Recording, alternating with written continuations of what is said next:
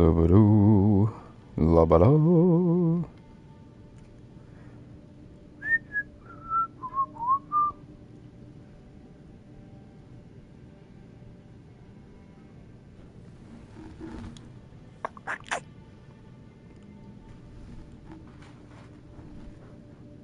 Let's see.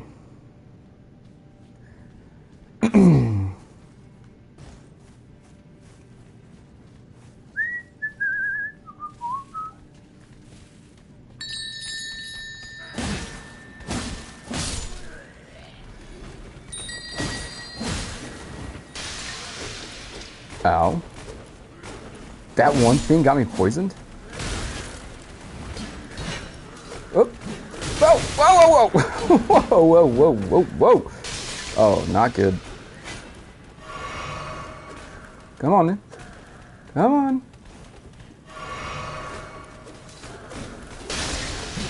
What kind of...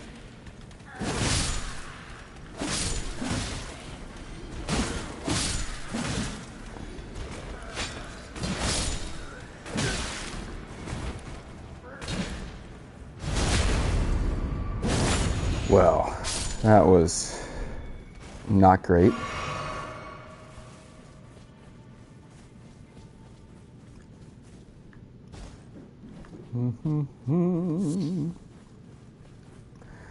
Hello, hello. Welcome, welcome, welcome.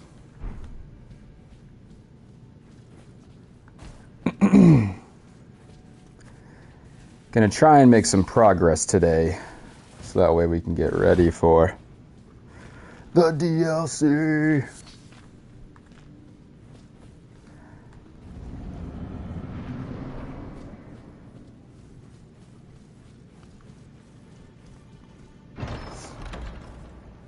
Well. Thought you'd just help yourself to a man's personal belongings, huh? You scheming little thief. The gods demand... Whoa! Holy shit, that's what I was gonna do to you.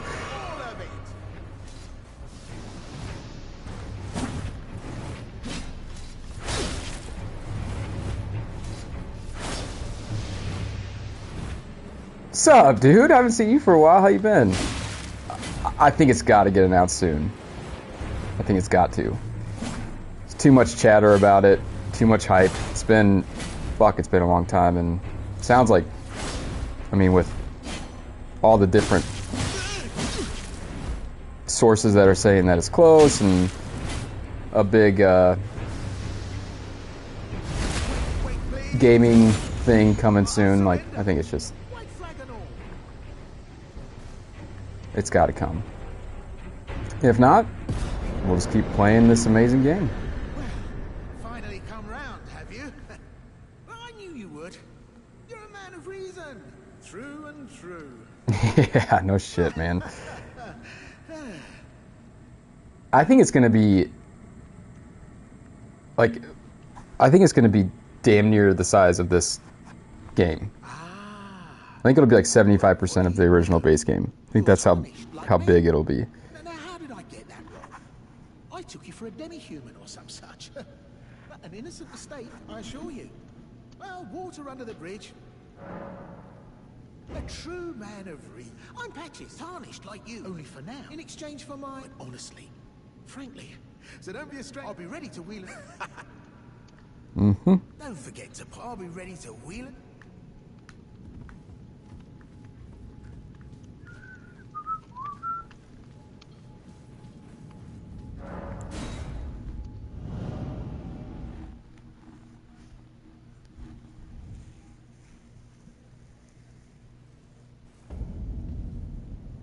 Limgrave and Khaled. Yeah.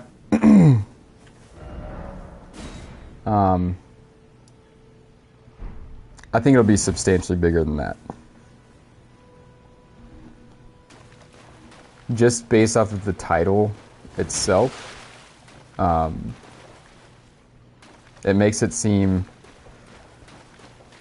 like it's going to be like the flip side of everything we experienced in game.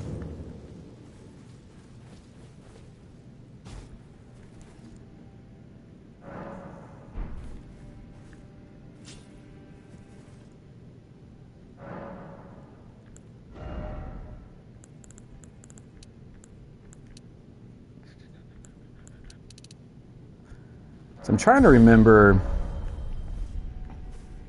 how quickly the DLCs came out for like Dark Souls 3. Seemed pretty rapid fire. So for this one to take that long, I think it's got to just be gigantic. Yeah. Because I'd be curious. I feel like the other DLCs were like, I want to say they were like 8 or 9 months apart from one another, and we got 3 of them. So if you combined all 3 of them together, like, I'd be curious. Guess we'll find out. Find out sooner rather than later, hopefully. If fate permits. Be on your way. Perhaps we will. Be on your way.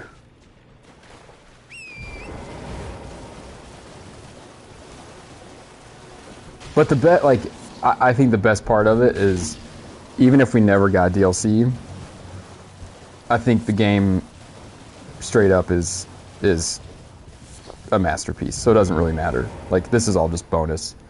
So if anybody out there is disappointed with what the DLC is going to be, you gotta fix your attitude, son.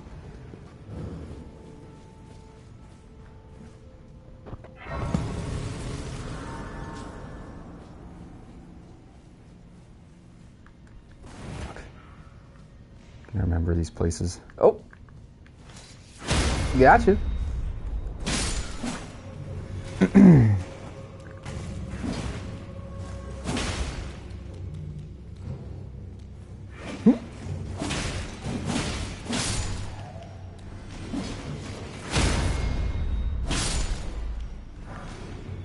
Unsheath is like so overpowered, it's crazy.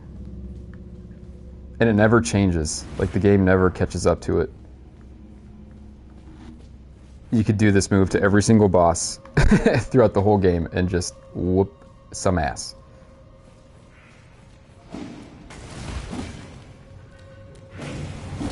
Mm. Woo.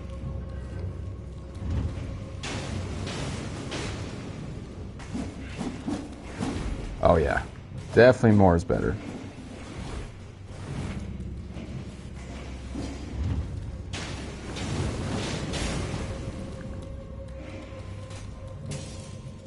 Well, actually, I don't know if more is always better. Like, it is if it's already part of the plan. Which this one feels very much part of the plan. I think Shadows was always going to be part of the original total game. But sometimes I feel like if a successful game never was planning a DLC or a sequel to the game, that is when more is not always better. That's kind of how I feel with like the Dark Souls trilogy. I think it was originally just going to be a one game masterpiece that Miyazaki nailed, and Notorious may have been a part of that. Hard to know for sure, but I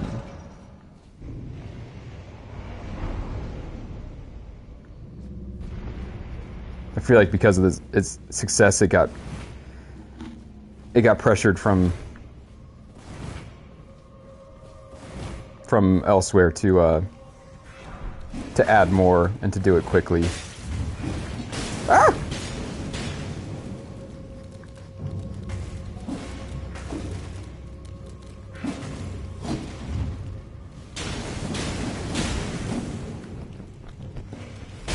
Oh, whoa!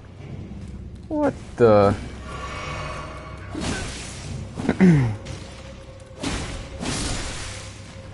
These are one of the most annoying enemies.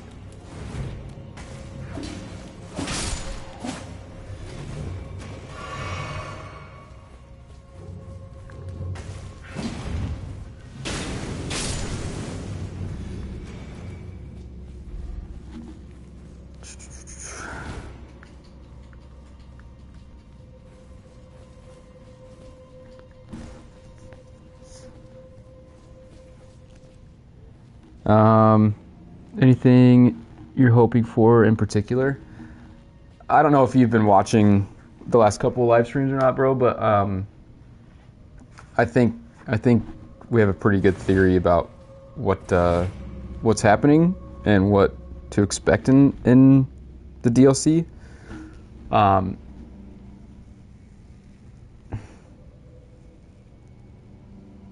have a couple theories. Like, I would love to see. Obviously, Mikola is going to play a huge part in it, and it has to do with something about giving Godwyn, aka America's ego, a proper death, and completing basically her process of individuation and spiritual awakeness and all that kind of stuff. I would love to see. One thing that's puzzled me is the god that was fled, Little Plasty Boy's god. I feel like because Farum Azula is attached so much to the shadow, that the god of the shadow realm, basically the spirit realm, could be that god. Like, to me, Farum Azula is it was a clear point in Marika's history that she split from, like, her ego self and her shadow self. She went more into order and cast away more of her chaotic, instinctive side. And I think that part of that process was that God, when she made that decision, kind of got split as well. So it's split into the greater will, and then its counterpart to that, which, you know, I guess that's kind of what I'd like to see. Like, if we're gonna go kill a god, I think that's probably the god we'd be killing, in order to, like, free. I'm gonna get my ass actually handed to me. But that's more of like a selfish, like, I think it would just be a really, really cool boss fight, and, like, there's no descriptive characteristics of that god, so they could literally be anything, which is cool to think.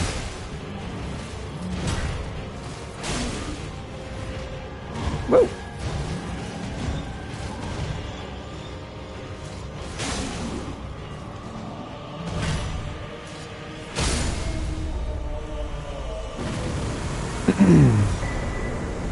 Banished Knight Ingvol.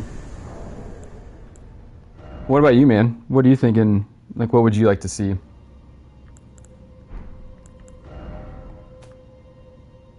Let's read it.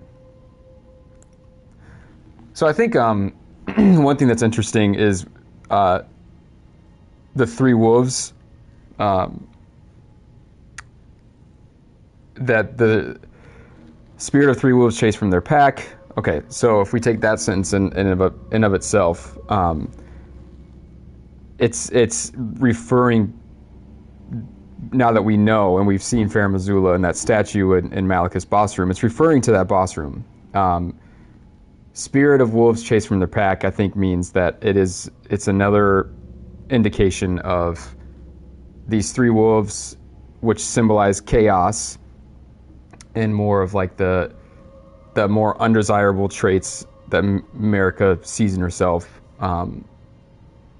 that they were chased from their pack. So Marika chased them away, just like the god who represented that part of her also got chased away. They later encountered a nameless Tarnished who welcomed them as hunting companions. The wolf spirits overwhelm enemies. So the fact that they helped Tarnished throughout their journeys, I think it's a small bit of Marika that realizes that you need this chaos in your life in order to have a balanced sense of self. And then the wolves overwhelm enemies, and that, I mean, you could basically say that they are chaotic because they overwhelm him with agility and aiding and all that kind of stuff. One of the two knights, dubbed the Wings of the Storm, despite his banishment, he rejected the invitation of the grace-given lord and said, keeping watch over a masterless castle for many years, gaining renown as a hero of the fringes.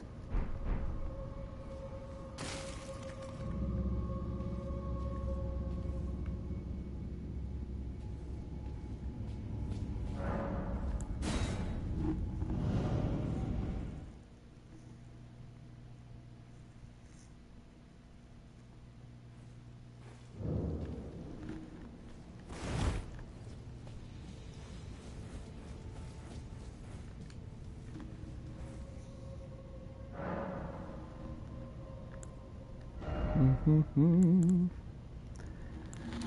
really know what I want to do yet. I'll just keep pumping vigor. Never hurts.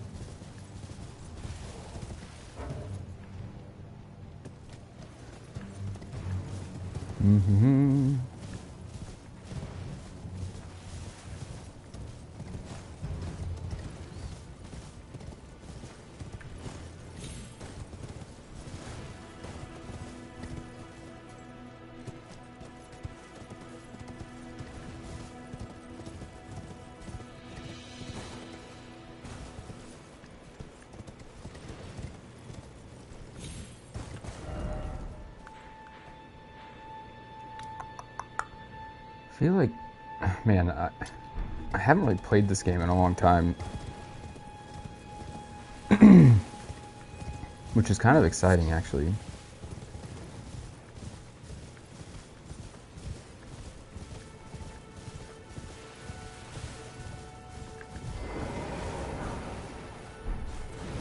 It actually brings in like the sense of adventure back into it.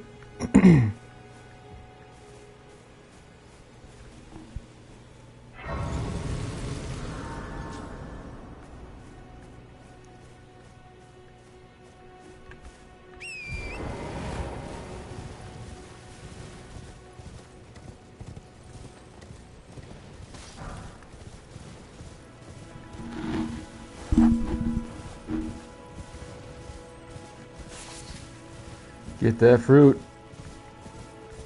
Get that fruit. I mean, what are you guys hoping for? I mean, that's kind of my opinion on it, but I'd be interested to hear what your guys' thoughts are on what you would like to see, like a selfish, what you would like to see, and then maybe more what you think is actually going to be in it.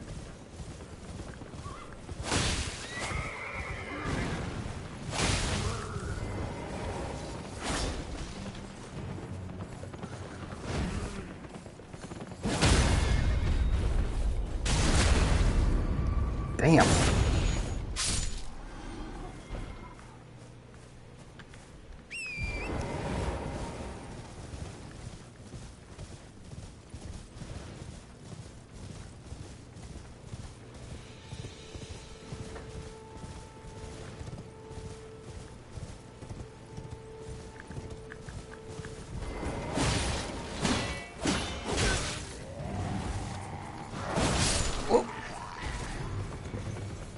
Come on.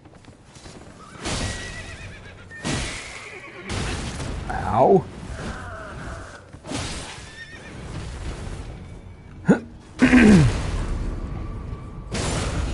Sorry, not much to say here. There's not a ton of lore with like Limgrave. I feel like it was much more of a kind of a tutorial, figure your shit out kind of thing.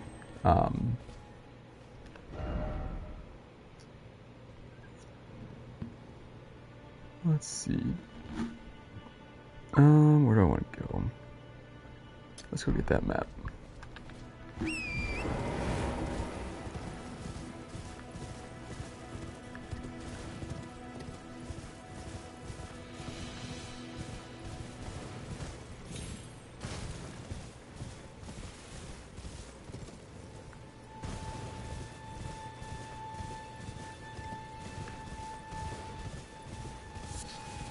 I went back and kind of like skimmed through my first lore video.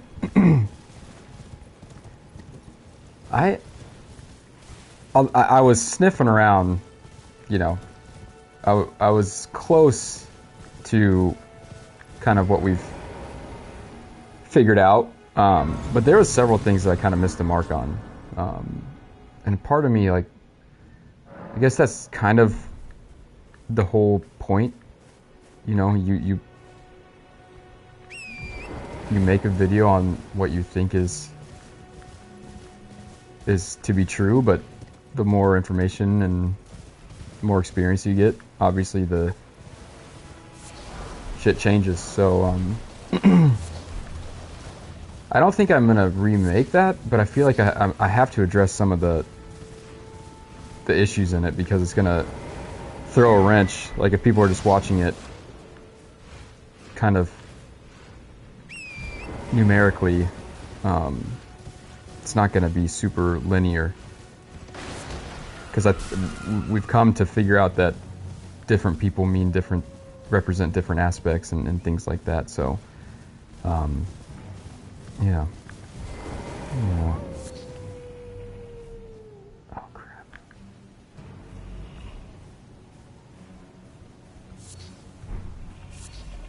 Whoop! Excuse me.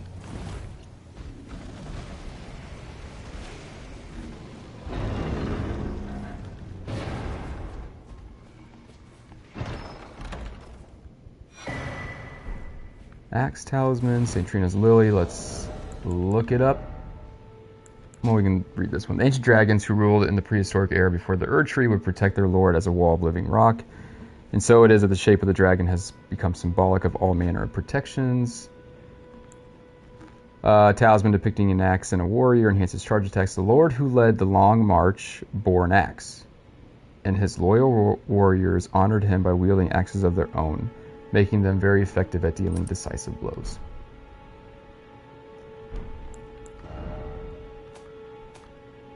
And then let's look at this. A light purple water lily. So we know water and purple, specifically purple, seems to be a way to indicate some sort of like the spirit realm, and then water is obviously a big theme of Miyazaki's for anything kind of unknown or unconscious, subconscious, death, all that kind of stuff, on the verge of wilting. So a lot of, like, you could look at this and, like, okay, so if we know Saint Trina is Mikola, they're one and the same, and it's on the verge of wilting. This could be a sign that, which I kind of think is the DLC, that Mikola is somehow trapped in the spirit world. He seems to have gone in there to rescue Godwin, and he's trapped. And I think that the specific phrase of "it's on the verge of wilting," I think, is symbolic of his physical status within the spirit realm.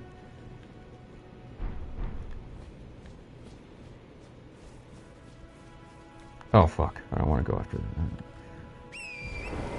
3, 2, 1. Ah! Made it!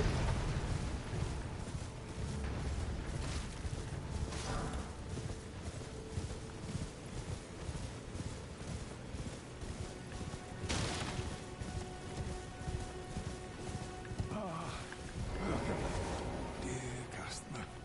Yes, right this way. Right. Welcome, valued customer. Please, I'm hungry. What you got?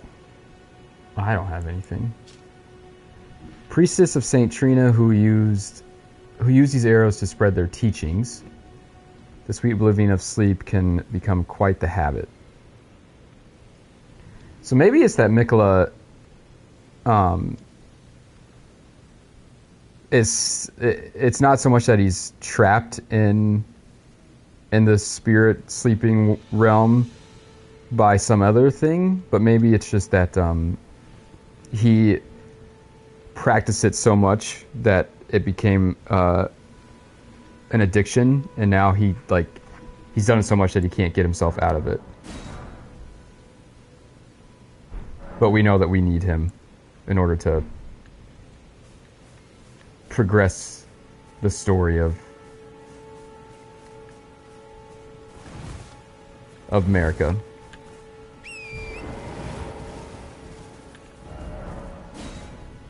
Dum-ba-dum. Alright, let's go back here. Well, actually, we'll just, since we're here, we'll just take care of business.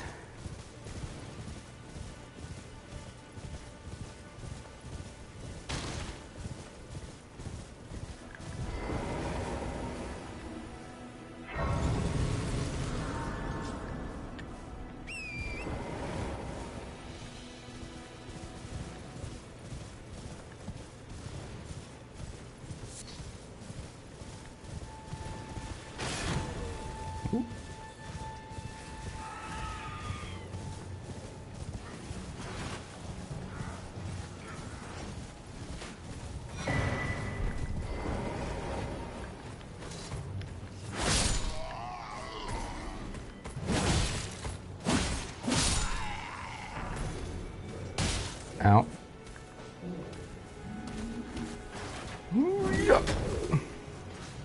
Come on, big feller.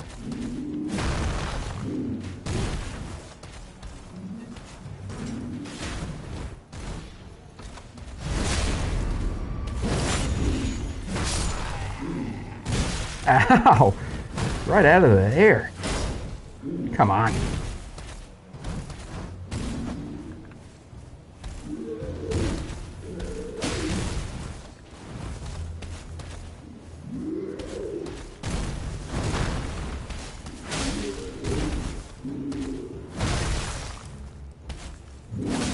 Never said I was good at this game, alright?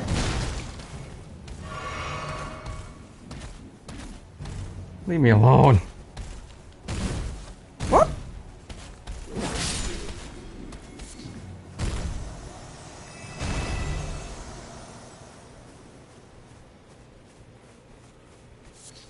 Blood rose. Thanks, guys.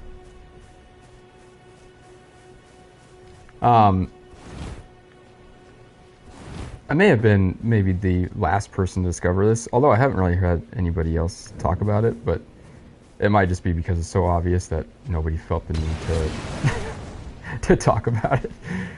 But it's interesting that the two castles with names, you know, that you're kind of like told to go to and interact with within the Weeping Peninsula are named Mourn and Hate.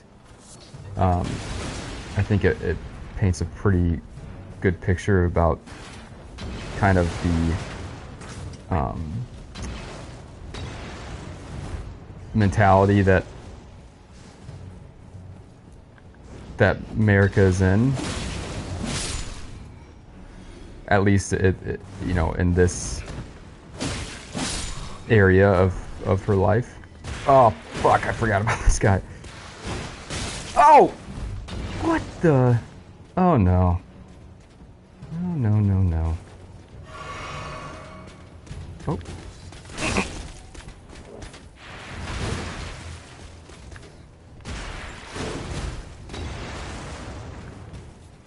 Come on now.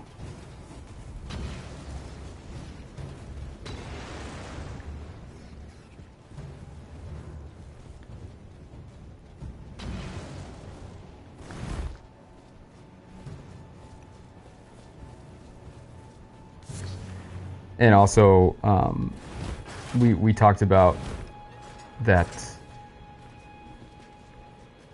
the goddess of rot symbolizes something akin to depression, and that depression is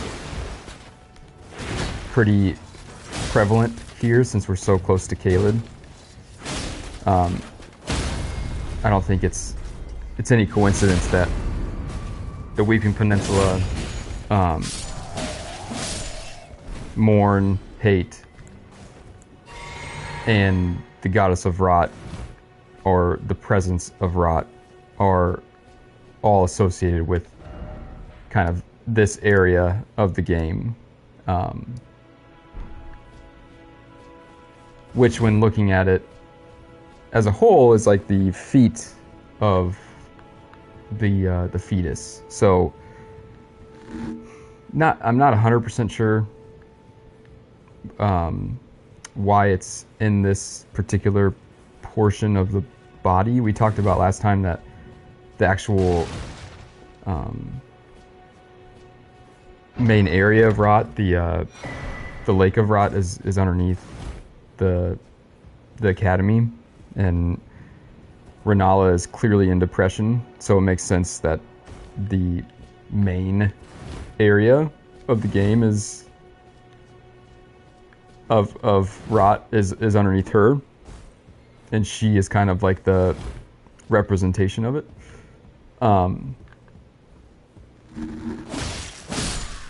But there's a piece of the Weeping Peninsula that we're missing, I think. And I think that based off of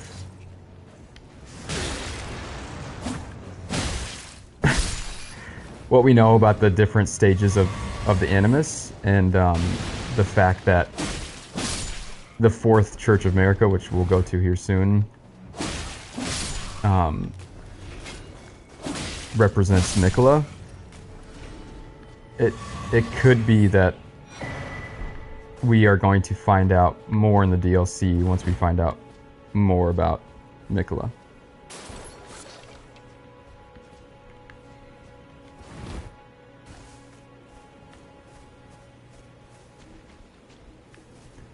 Try fingers butthole.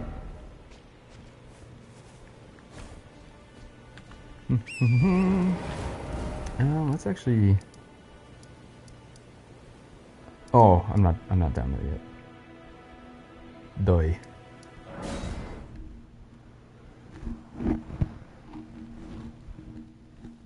What's up, dude? How are ya?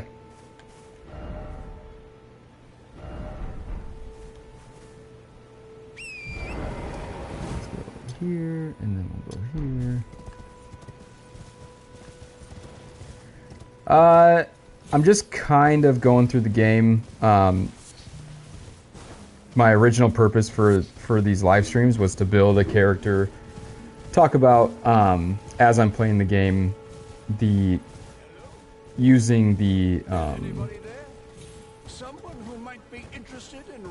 human psychology ego death framework as a way to explain things around us, and do it very systematically and methodically. At the same time, getting a character ready for DLC. So it's kind of twofold. One is I'm just trying to. I'm not necessarily focusing on the ego death. I'm using it as. I'm using the whole sense of human psychology and like the process of ego death and spiritual awakening and all that kind of stuff as a blueprint to figure out the lore from like a granular level,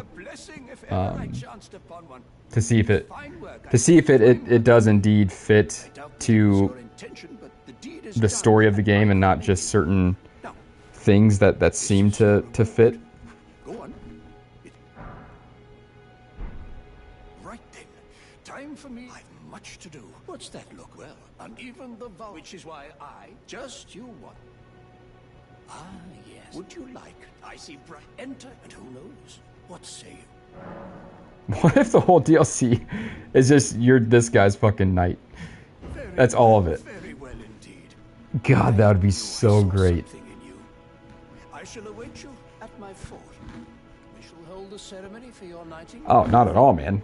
I mean, I like, We are truly to me, it fits really well, but God, no, I'm definitely not sure that we are the third animus. Right then, I've much to do.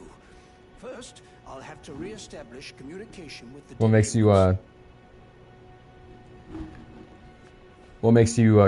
question it? Or do you have a character you feel fits better?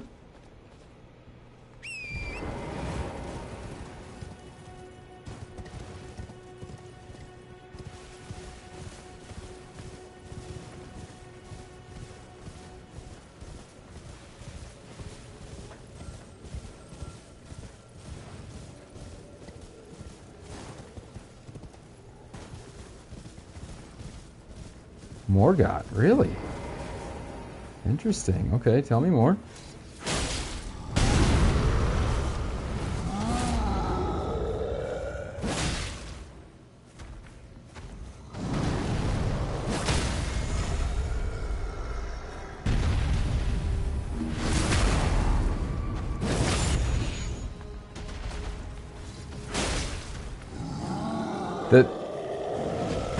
The only reason I'm not gonna say Morgoth is because he doesn't do it.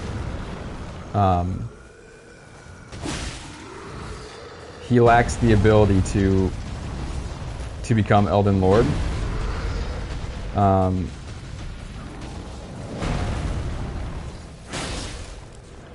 Which makes it hard to returns and has his hands and things going on across lanes between. Yeah, for sure. I think he plays a big role, both in the game and America's psyche. But he never becomes Elden Lord. He kind of deems himself the king, the grace given, but it doesn't quite fit because I think the stages have to become Elden Lord.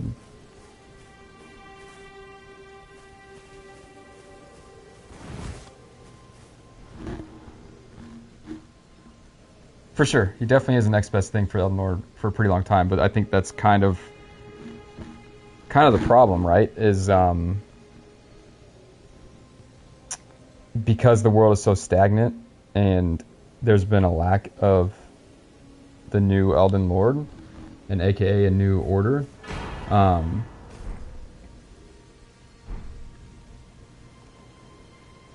Yeah. He's almost like the interim Elden Lord, but it's not the same because while he's in power, America is still like trapped in the Erd Tree and is suffering clearly. There was no.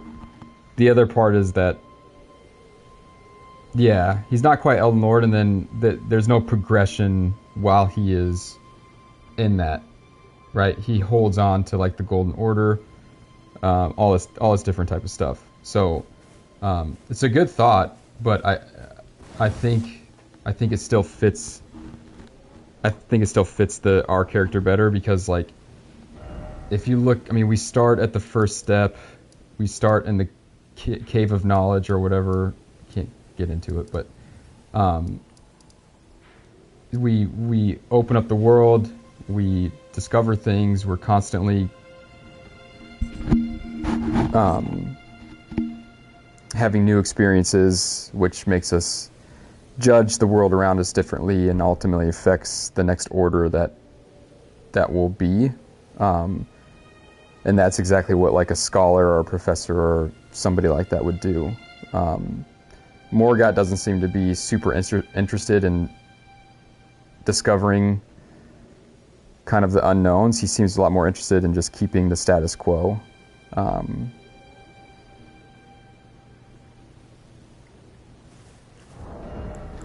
right, let's read this guy. Relic of the physics chemist, priest of the Erd Tree, harnesses the power of crystal tear, which only form after the passage of many moons. Various special effects are bestowed upon the drinker, depending on blah, blah, blah. Basins are placed at the feet of minor Erd trees throughout the lanes between in order to collect their crystallized tears.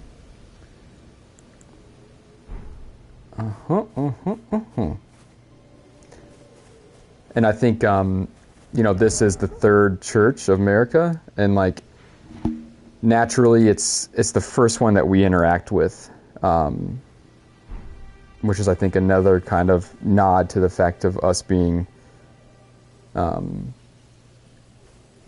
third stage of the animus, because they all the different churches seem to reflect the stage of the animus that they are directly tied to.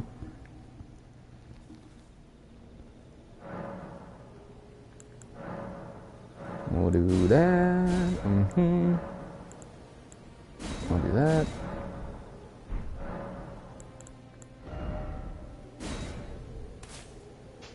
Can I read that? No. Let's talk to Melina. Spoken echoes linger here. Words of Queen Marika, who vanished long ago.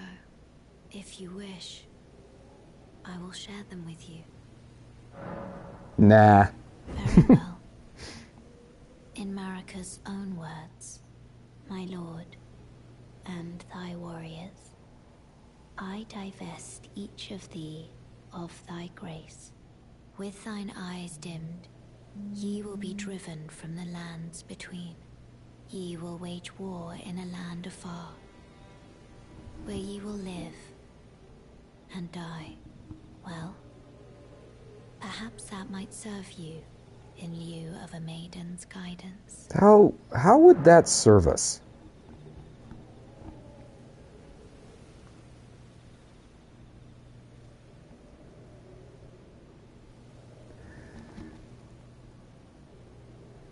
So let's try and kind of digest that a little bit.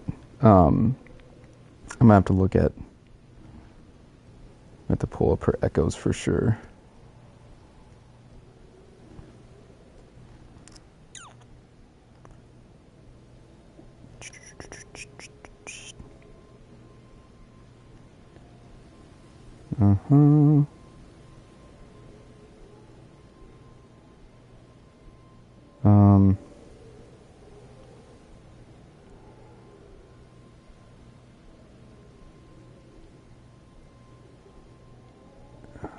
Where is this?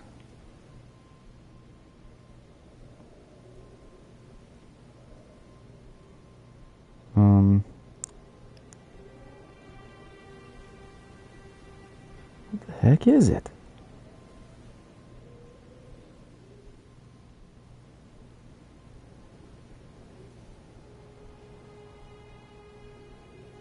America's own words, my lord and thy warriors, I divest each of thee thy grace. With thine eyes dimmed, you will be driven from the lands between. You will wage war in a land afar, where you will live and die. So I've long made the claim that the lands between represents America's like conscious realm. And it seems more specific that it is a conscious realm of what she deems still useful at the time. So, for example, it's clear that Godfrey, the first Elden Lord, the first stage of the Animus, he served a very specific purpose. The light left his eyes, and he was driven from the lanes between. Like, he seemed that his purpose for her psyche was fulfilled, and she no longer needed him. So the golden light, just like the Erd tree, the kind of the light of the consciousness dimmed from his eyes, and it seems that specific action is what makes them leave the lands between. It seems very clear that I divest each of thee of thy grace. With thine eyes dimmed, you will be driven from the lands between.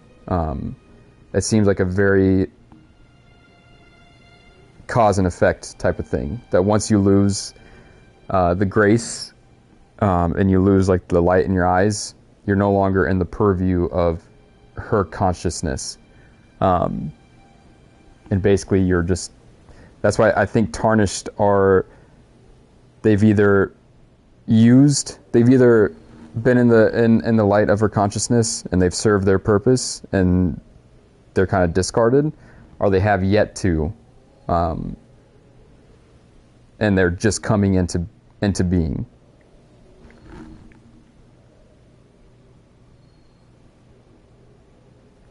If that makes sense. Probably not. Just ramblings of a madman, I suppose. Alright, let's keep heading south. I got about another hour left, so that's good. Ooh, let's go here. Let's get some stuff.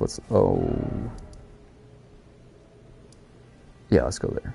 And then we'll go Calais. And then we could probably just fast travel there. And then we'll go from there.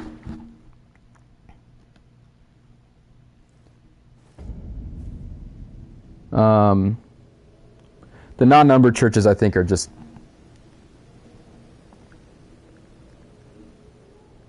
yeah, that could be, but it seems like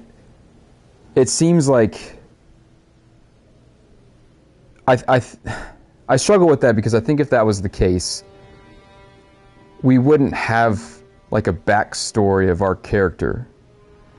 Like, we get a pick where we came from, blah, blah, blah, all this different type of stuff. I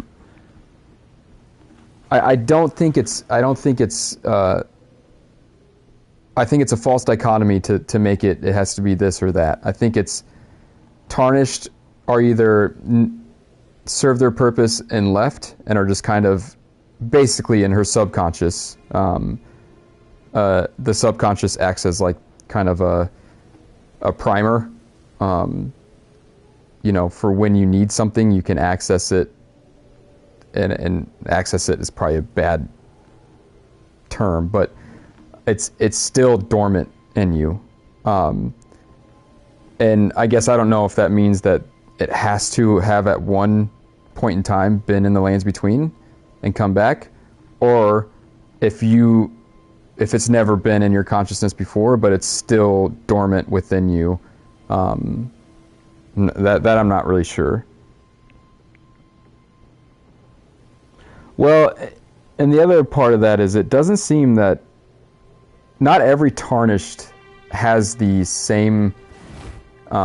Melina makes that very clear in like the first time that we meet her. That not every tarnished is chosen to mend the Elden Ring. They all seem to have different fates. Like, she makes it clear that if the grace is pointing in this direction, then the Elden Ring beckons you. And that means that for some tarnished, it's not pointing in that direction. That means it's pointing somewhere else for a totally different purpose. And my guess is once that purpose is fulfilled, poof, you're back out. Except for one lucky tarnished, us, who fights the good fight. We are the third stage of the Animus, and did I already do this? No, I went up here, right? Where did I go? I went there and then there. Okay.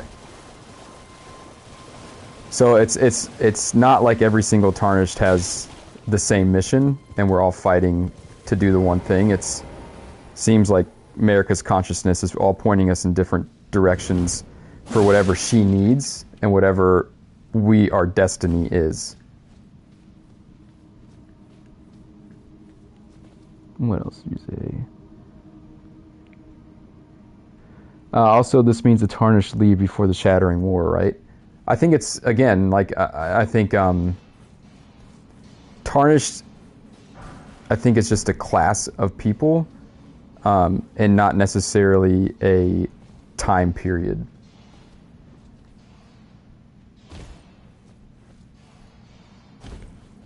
I think in that specific echo, yeah, it seems like in that specific echo,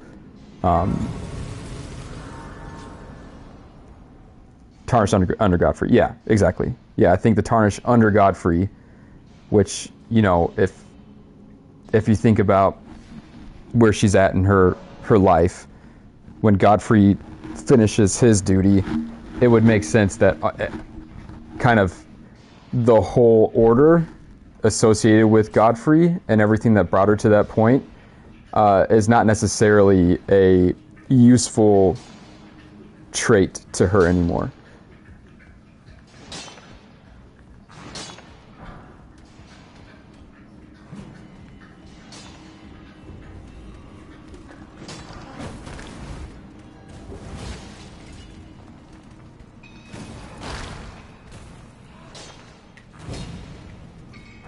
Relax, guys. It's just some stones. Get a grip.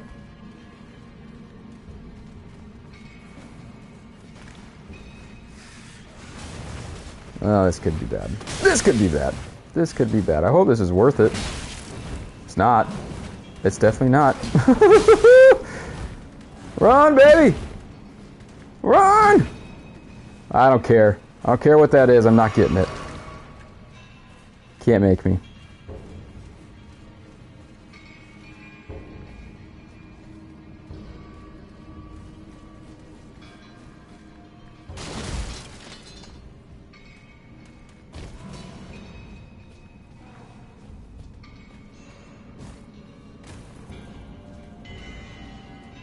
Like you could almost please don't.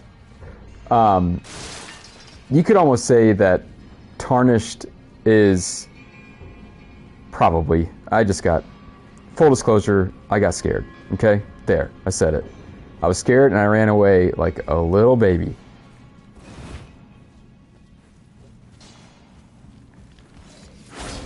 I missed. Oh, come on. You could almost make the argument that tarnished is really like almost everybody's class, like, because at some point the things that are serving America now are not going to be the things that serve her forever. I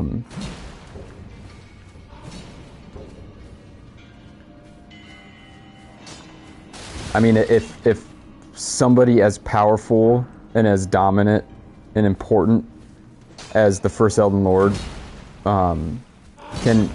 Okay, you're super annoying. Can become... No.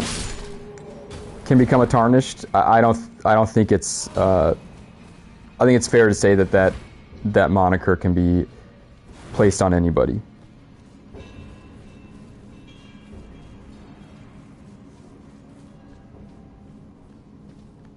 Did I just go in a circle? Ooh, boy.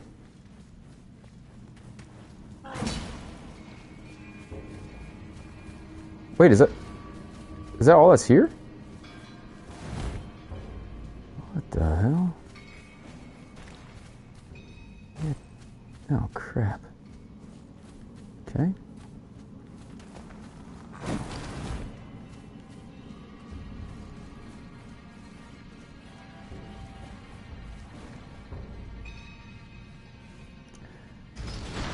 I must have to jump in like one of the halfway things. Hey guys, if you're watching out there, I don't care if you're hating it, please hit the like button. I must have to go there. Show me a little love. Show me a little love. There it is. Yeah, but you never lose your status as tarnished once you gain it. But things within your subconscious can enter your conscious later, can't they? Even as Elden Lord, they're still tarnished, right? You never lose your status as tarnished once you gain it, but things within your subconscious can enter your conscious later, right? Yeah. Even as Elden Lord, we're still tarnished. Yeah, we are still tarnished. Yeah, that's a good point.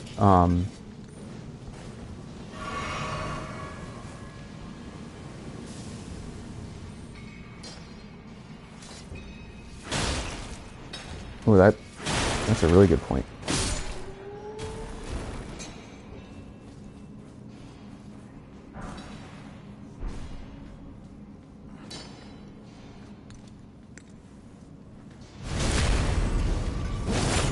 I'm thinking.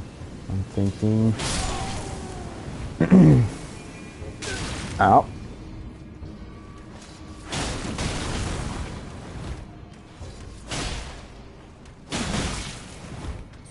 For everything that's good in this world.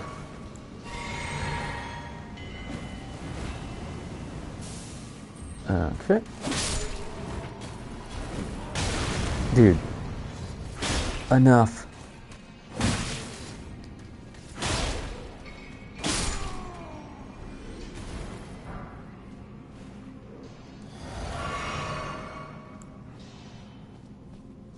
Yes, that does make you wonder.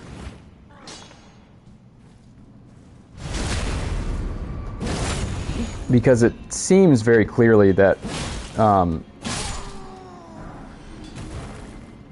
we are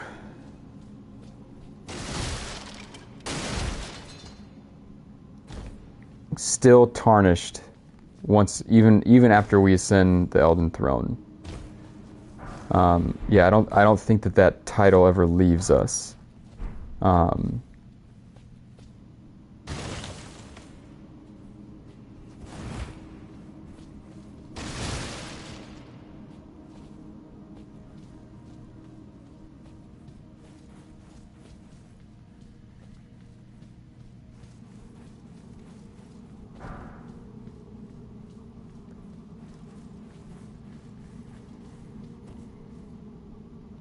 So maybe everything that isn't Marika's part of Marika herself, like AKA like a Great Rune type of thing,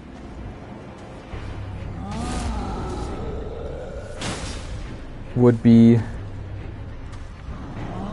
tarnished? That doesn't really make sense though.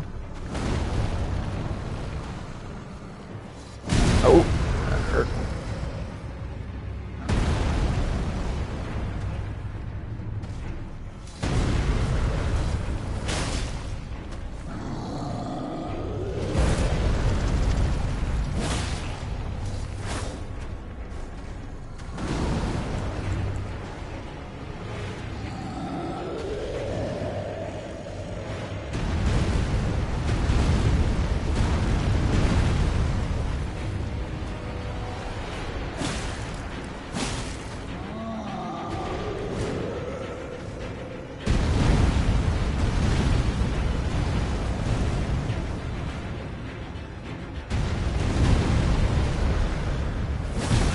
Oh, what the f...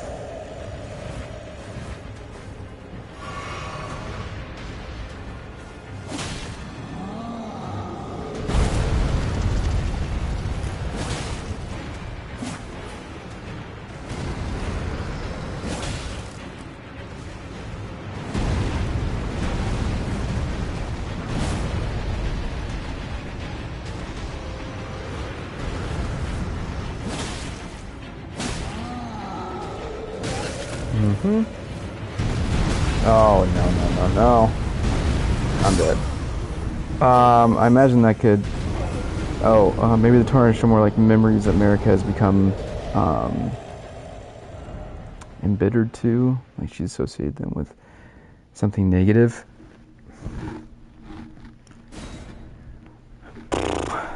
I don't think that's the case. I don't think that, I think if she was able to attach an emotion to them, they wouldn't be tarnished. Because if you have a strong emotional state, or a strong emotional reaction or thought or something to a memory, that means it's still definitely within your kind of your normal thought process Dude, Jake, you want to play the game a little bit? Hmm? I'll get your head out of your ass.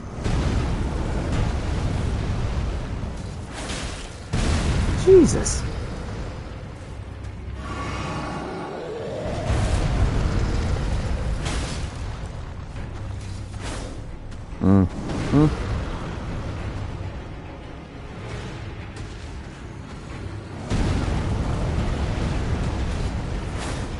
And like, we know that Tarnished specifically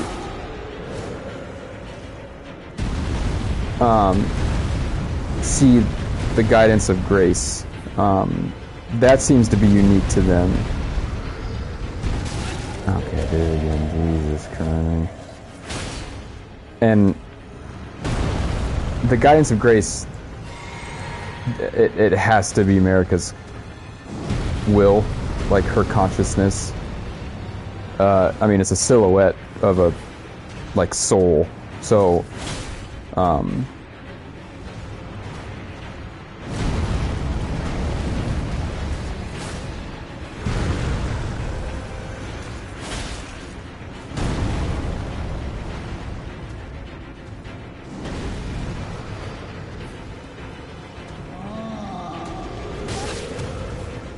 dead. I'm freaking dead again.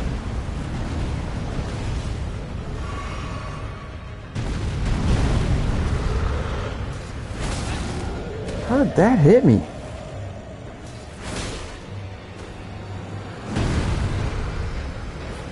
This is embarrassing. You're embarrassing me in front of my friends, dude.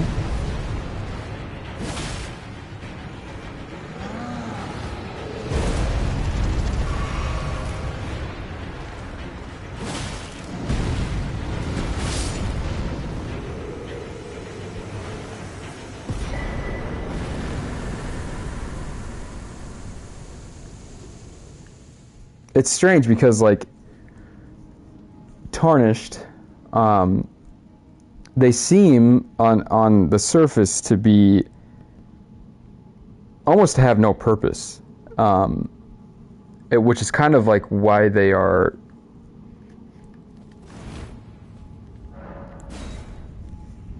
they come with this negative. Life flash where America is in an almost dead state. Maybe she's frantically racking her brain with a way out. I mean, it could be.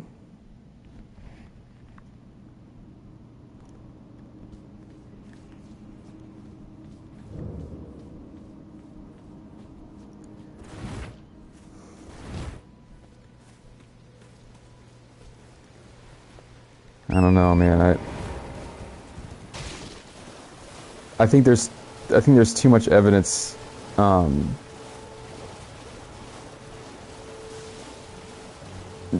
think that she could be dying. That could be the traumatic event that is causing all of this, but I don't think it relates to us being tarnished. I think us being tarnished is I'm not sure, I guess.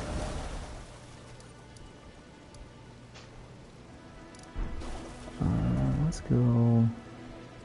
Oh yeah. It just seems like America is like, it's almost like us being tarnished is like we're part of America. Like, this is clearly, I'm going to call it her soul, and it's pointing each tarnished into a different direction. For us, we know that our destiny has become the third Elden Lord, and for others it's to get to certain areas, but they all serve her.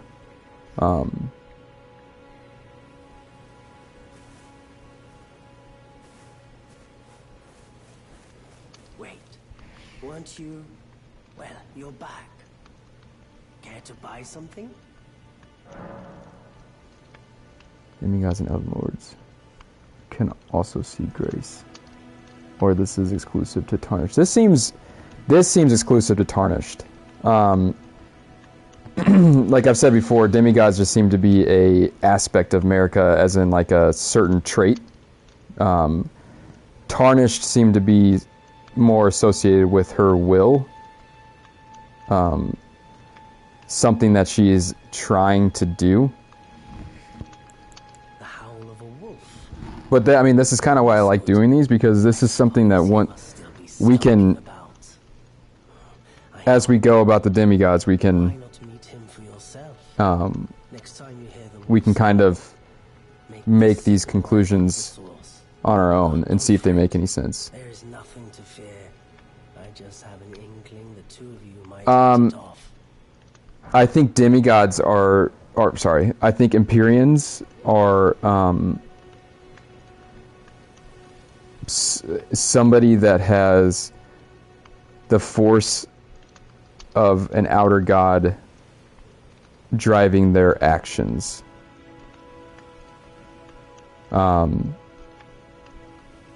Which is why they are up.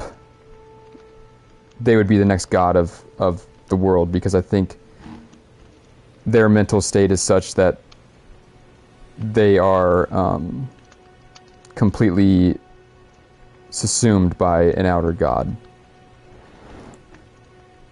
There are others. If the mood, my people, which is why we. But thanks, I think this makes your people. But again, I think it's all things that like we're just gonna have to kind of piece together. And it could be that we get down the road and we're like, okay, this whole human psychology thing, although it seems to fit, it just doesn't. Which is kind of hard to tell right now, because I think the DLC is going to be so gigantic that we'll get a lot more information. Yeah. Exactly. Starting to finish each other's sentences.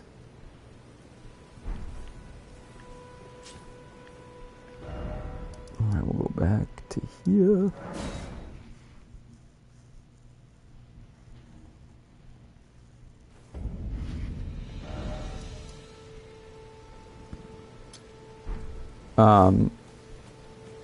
And Empyreans we know to be born of a single god, but that doesn't have to be a.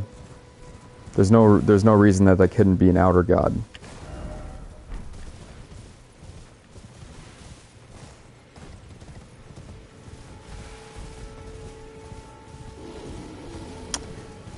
Yeah, I agree. I think so far it's the best all-encompassing approach that I've found. Oh.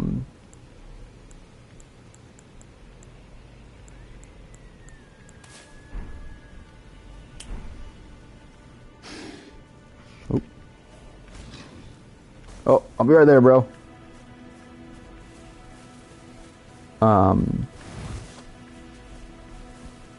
But I think like any good fictional story, even if they're using human psychology and ego death as kind of the story, they're going to add in elements of fantasy that might not directly correlate with human psychology, if that makes sense, just to make the story a little bit more vibrant. Who goes there? Carly sent you, did he? He did. The bloody busybody. Not really, he just kind of sits there. Maybe to him you don't seem so strange. The name's Blythe. I'm looking for a man who goes by Darrowell. He fled somewhere nearby. Or so I've heard. Come tell me you'll find him before I do. I can offer you ample reward. Yeah. It doesn't seem. It seems like all the demigods are her biological children. If we're looking at it from, if we're moving ourselves from, they are just aspects of her personality. And in need of a fitting end to his tale. And it's the term children our offspring is more of that. Like, then if you're going to look at biological, they're all her biological children. So you'd still have, like, the issue with... and in need of a fitting end to his tale. And symbolism as well. So you're saying, like, they actually represent her outside of the lands between children? Darrowell is and in need of a...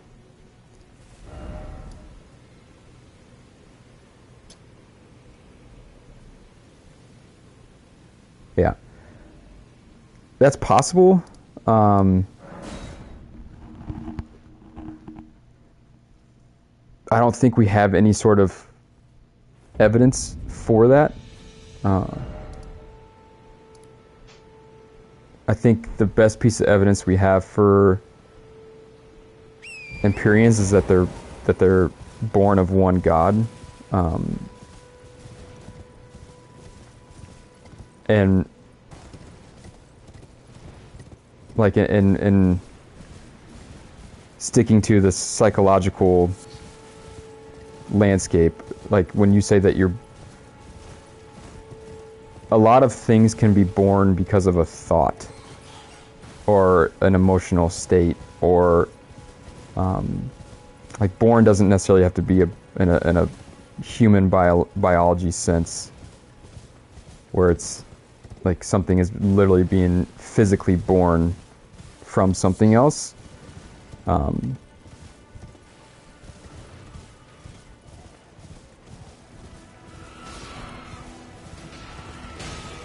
So I think Empyreans, they seem to be just have the influence completely of a god, whether that's the greater will, whether that's an outer god, whatever that is. It seems that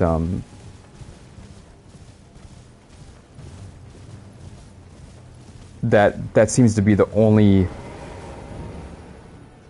in-game evidence of exactly what an Empyrean is, because they're all quote-unquote children of America, but what makes them different is that they are, I would say, possessed by a god and doing that god's will, basically.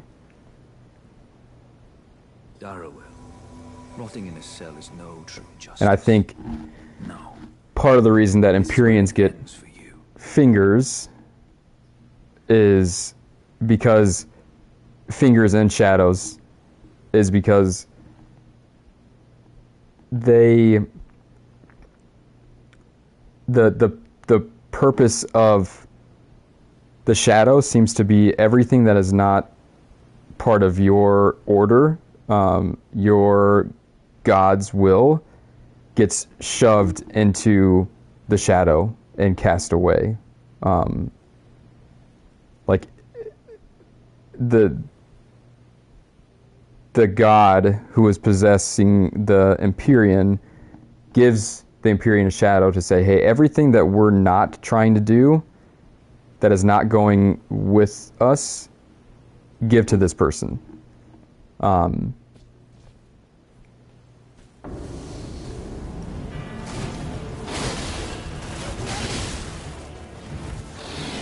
Get him, bro. Ooh.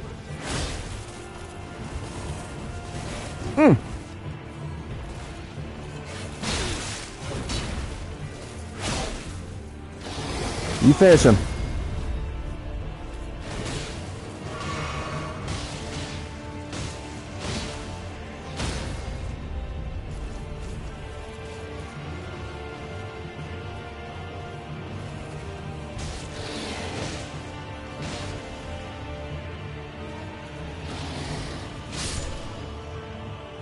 Well done. God, that'd be terrifying to, like, have that thing come at you.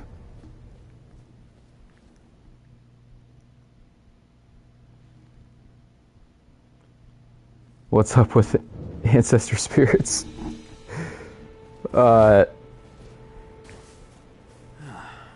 I kind of have a whole theory on, which is still within the realm of Don't say I'm not a man of my word. human psychology, but Heard your prize. so Carl Jung, they don't live in death, it seems. They have a proper life. Carl Jung, as part of his, I should say. the different aspects that make up a person's psyche, one of those things is what he calls the collective unconscious, which I discussed in my first lore video.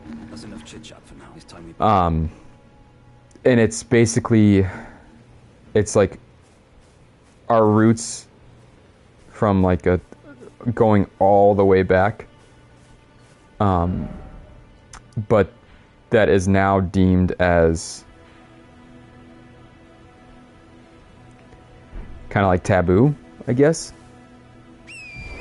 Like part of our collective unconscious, you could say, would be maybe something like the witch trials.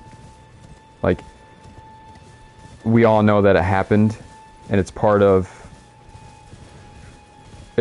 our collective psyche, and it has meaning to us, and it has an effect on the decisions that we make, but it didn't happen to us personally. Or even something like the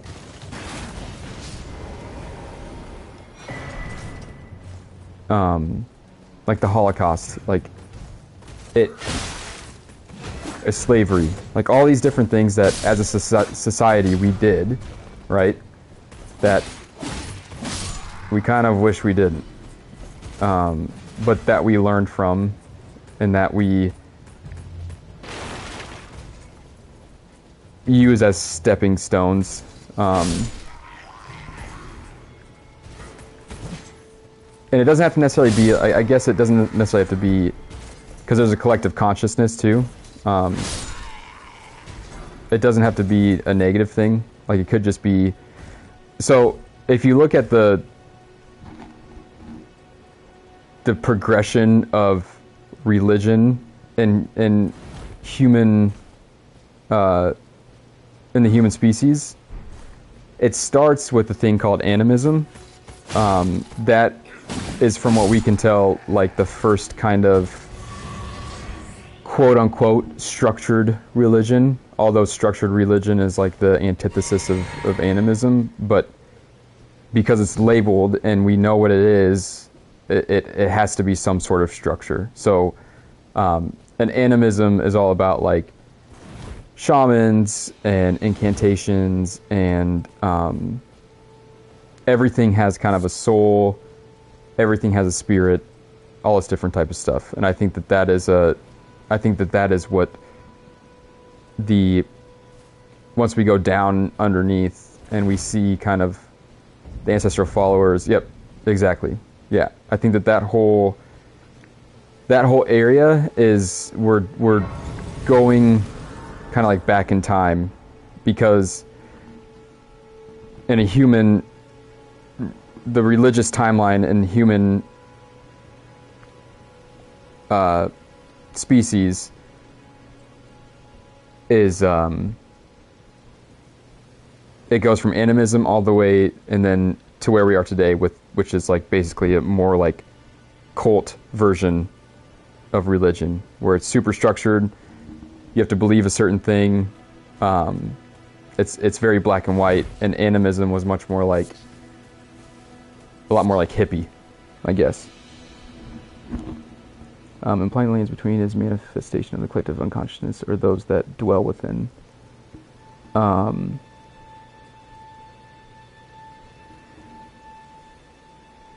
Yeah, I tend to think that, yeah, I agree with you, what you're saying, Smith Bob. I think there's different nuances of it that make it a little bit more complex, but I think basically, yes. I think it's, what I have a hard time with is if it's the collective consciousness or the collective unconsciousness. Hello? Is somebody there? And perhaps the collective unconsciousness is I've escaped from Castle the Morn. the shadows of the Erd Tree, The servants there. everything that we deemed I as can't be sure what it is. My eyesight's been society, since birth, you see. as the more collective unit, From all over. everything that we deemed as Secreted me out the castle, but decided himself. lesser than and He says unwanted it's his duty. got shoved there, and everything that we experience in the base game is the collective consciousness, Father's life, which means that it's something that we found useful, filled with hatred for every one of us. whether it's right or wrong, something that we found useful and They have built off restored of the soul. I fear it's no different at Castle Morn. and altered. I implore you. Those are Bring a letter to my father. that's kind of like I struggle with that. My soul wishes that he escape, even if his honor should be the price. Please. Because the collective unconscious Just would want be him to like, safe. it doesn't have to be though, I guess.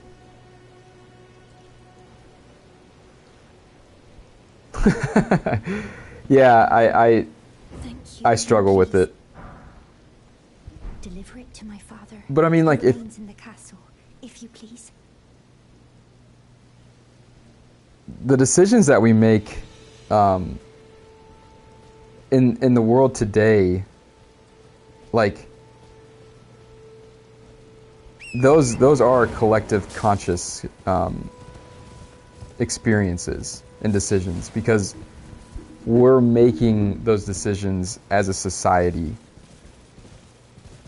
and I would say the world is pretty fucked up.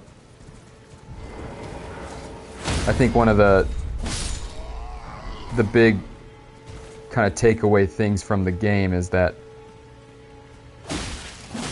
your ego and what you think is like pure and right is not.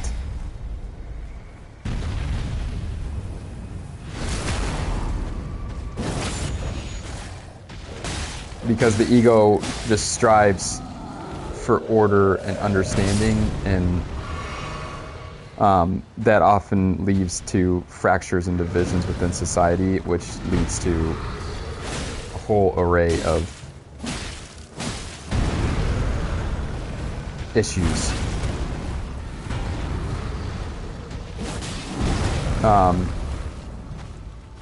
Yep.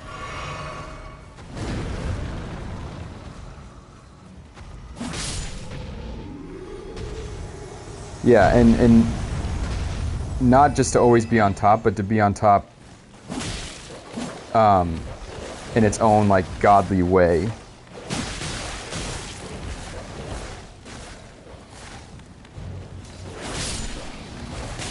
Oh my God.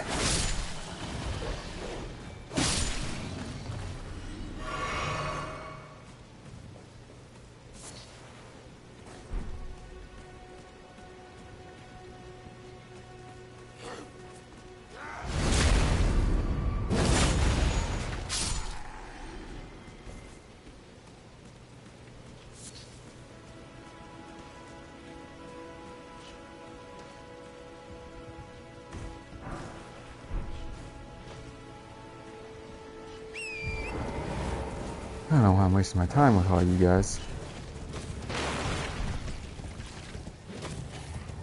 So the different endings to the game, results of America's own journey, like, say the default ending is just maintaining the status quo. Oh, jeez.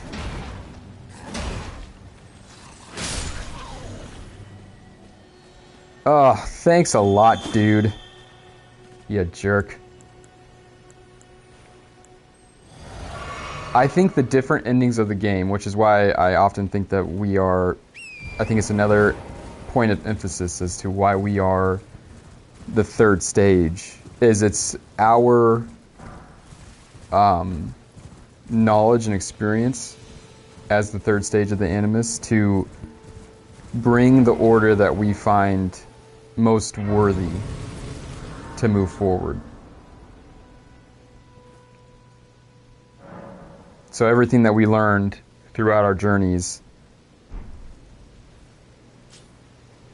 we use that to make the best decision possible. But again, we are that part of America, the animus that makes decisions and is order and is the logos and more the actual like animating aspect of her.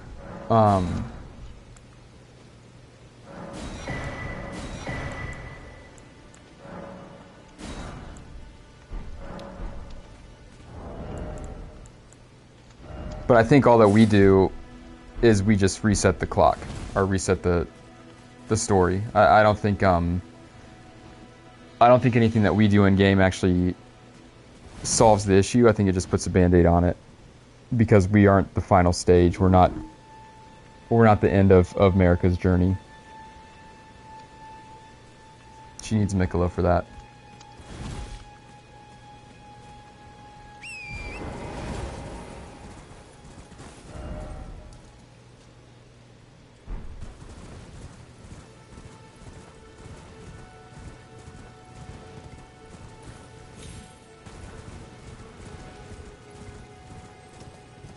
Okay, we're all gonna hit the like button. And 3, 2, 1, hit it. Smash it. Do it. Hit that like button, baby. I'm not above groveling. I'll do it. We need to spread the good word here.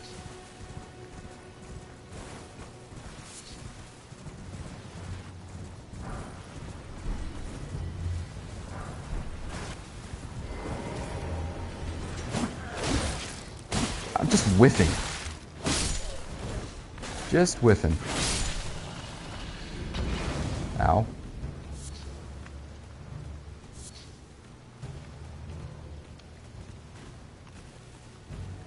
No, you don't get money now. But you get to ask one question for every like that you hit. No. 100 questions. No, 1,000. 1,000 questions, and that's it.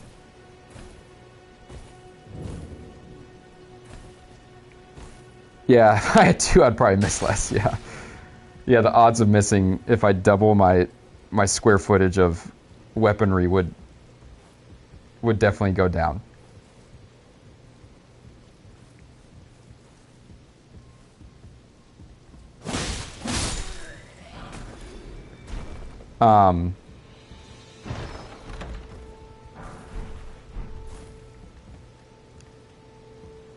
I think what I'm going to do with this character is make it like a guy that just misses all the time and just see how far I can go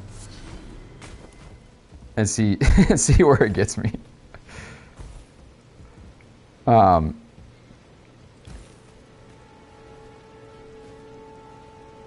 I think so too. I think there's a lot of validity to it. I don't think it's I think it needs polished, but it's hard too, right? Because like I don't think we're ever gonna find, and by design, a purely one-for-one like answer to things.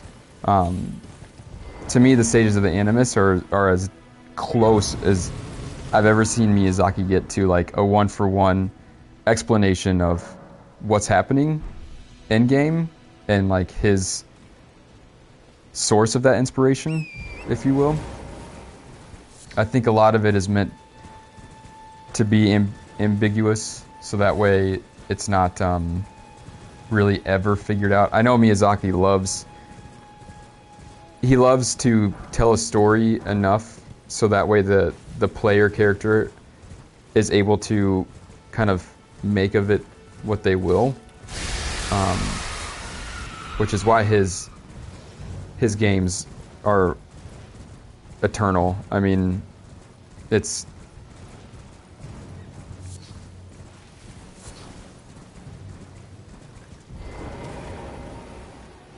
if you knew the answer to Bloodborne, like people would probably stop playing it.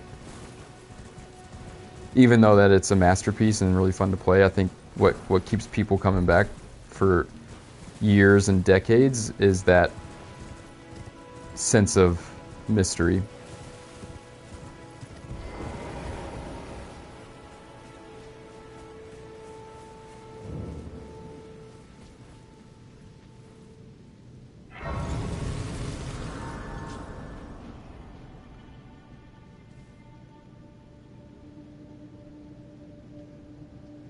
So is Bloodborne also a massive metaphor? Smith. You have got to be kidding me. Dude. Keep watching the stream. But once I'm done, go play that game.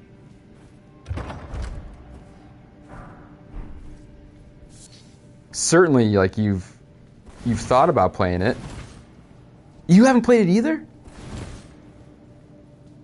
Oh my God, boys. What are we doing?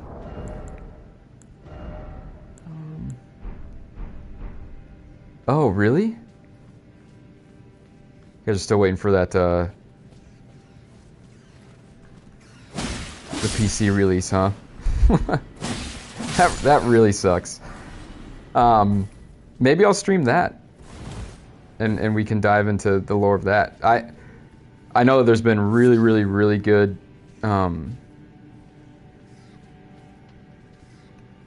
yeah, if you have a PS5 and you're able to do it, do it.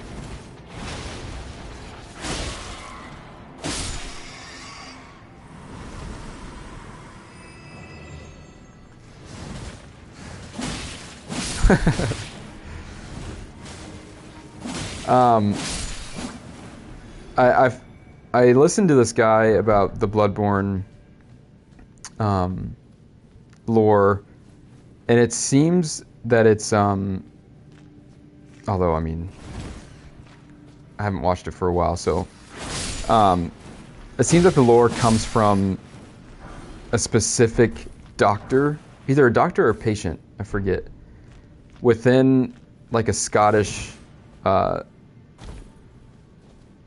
hospital, like way back in the day, like 1500s or something like that. Man, I'd give him a shout out, but I don't remember his name. But he pulls in, he uses basically just one source for all of his, like kind of like what I'm doing with human psychology. He uses the actual notes and journal of this patient, and the things that were happening within that hospital, and it's very compelling as to at least a definite source of inspiration for the story, if not the main source.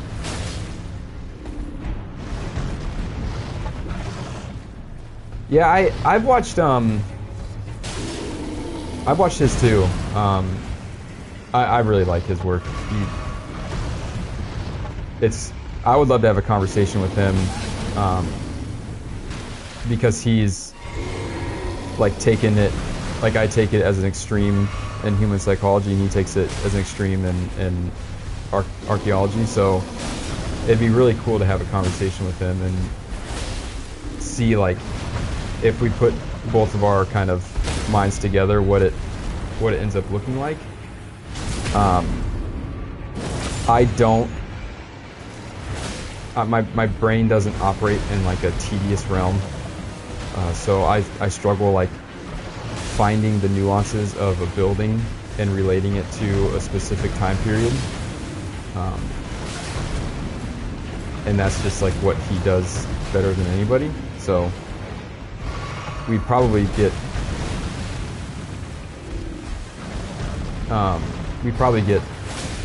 a really good theory going, honestly, if we sat in a room together and just chatted about the different timepieces and what that means for America's development. Because I think I have enough information on human psychology and development to be able to discuss where she's at in a chronological sense of development, and if he can tie that into the actual buildings and stuff that we see in game. Oh, shnikes. It's always the last hit, isn't it?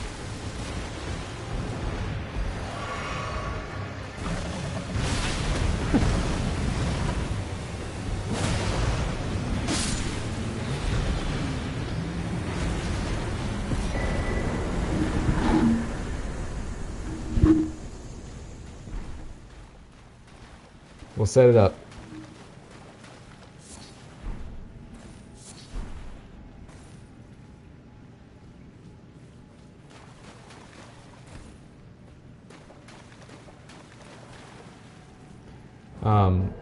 Another kind of point of emphasis on Trina's Lily, and with Mikola seemingly being kind of that healer, and the more like therapist is the fact that it prevents agitation. It dulls the senses and prevents agitation.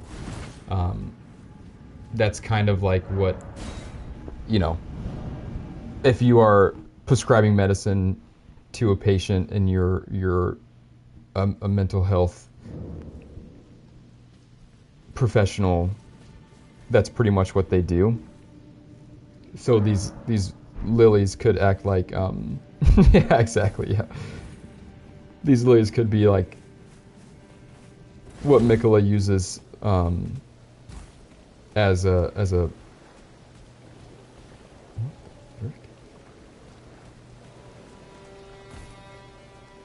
as kind of a therapeutic medicine.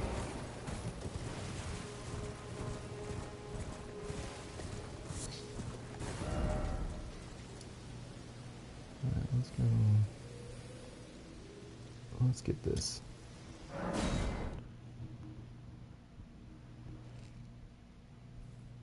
Here's some crack. That'll help. Feel better? Pills are good. Pills are good.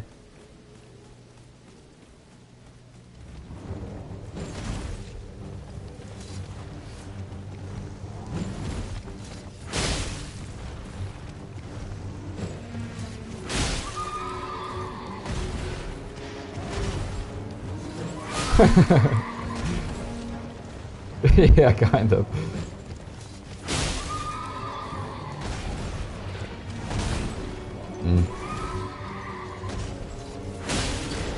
Miss me.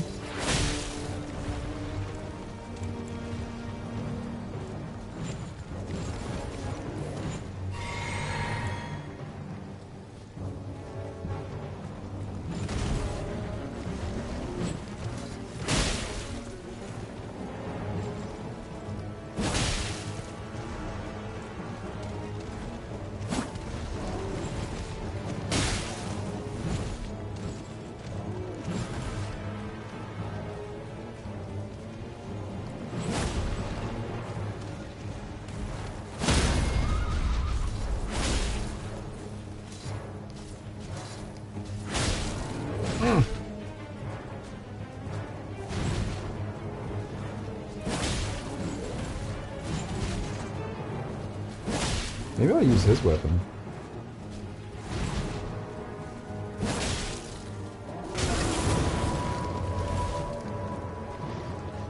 What, mushrooms?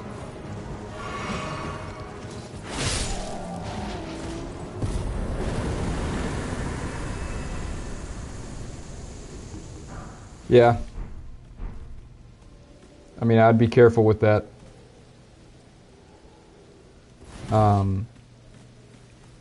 Miyazaki doesn't always do that. I think that he will. I definitely think that. I think that some major characters that were only talked about in passing will definitely come to life in the DLC. But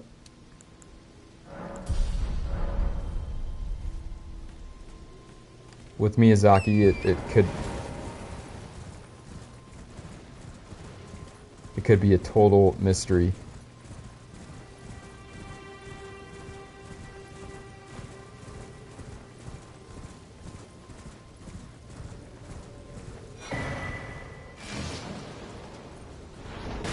Yeah, agreed.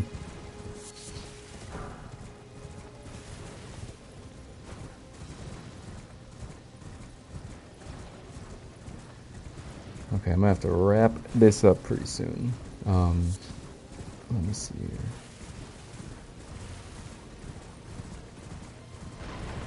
Actually, might just go do that. I